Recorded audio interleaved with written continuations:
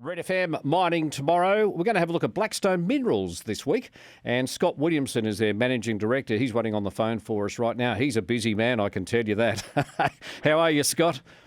Good, thanks, Ian. Mate, he's a pretty excited man too, because you've just picked up a nickel sulphide mine in Vietnam. Is that right? Yeah, so about 6 months ago, we've done an option deal to acquire the Ta Kwan nickel project in Vietnam. So we're about 6 hours west of Hanoi.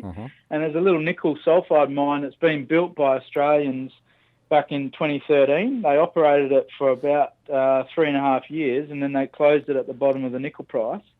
And we're going to hopefully, go and restart it.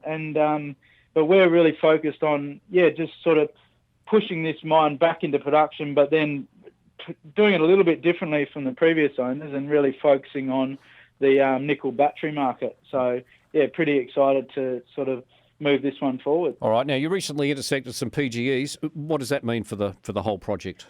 Yeah, so the previous owners didn't assay the first ore body that we're looking at for platinum, palladium and gold. All right. And what we're seeing is fairly good numbers, particularly in palladium, and up to 1 gram per tonne total platinum plus palladium and gold.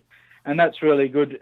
Being palladium at the moment is actually higher price than gold, and this could be a credit or a byproduct credit that sort of can go a long way to covering a lot of the costs, particularly if we can do it on an open pit mining scenario. So we're pretty excited about what that could mean for the economics of the project for when we restart the mine. Well, it sounds like good news.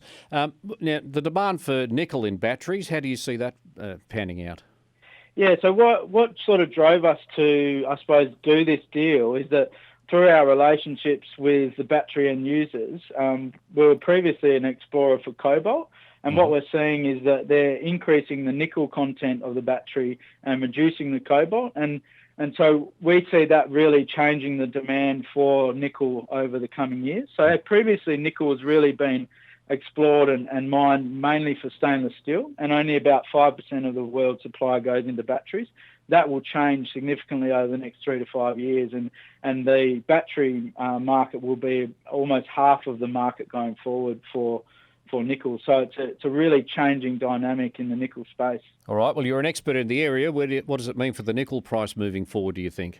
Yeah, so we've seen some really good increases recently from the Indonesian export ban. So there's a supply constraint coming out of Indonesia, but the demand for the battery nickel hasn't really kicked in. So we think this will play out over the next 3 to 5 years, and then into sort of towards even 10 years' time is where we're really going to see this demand kick in. So, we see that this could actually lead to even further increases in nickel price in the medium to long term. Now, for investors in Blackstone Minerals, what does the next 6 to 12 months look like that you're allowed to tell us?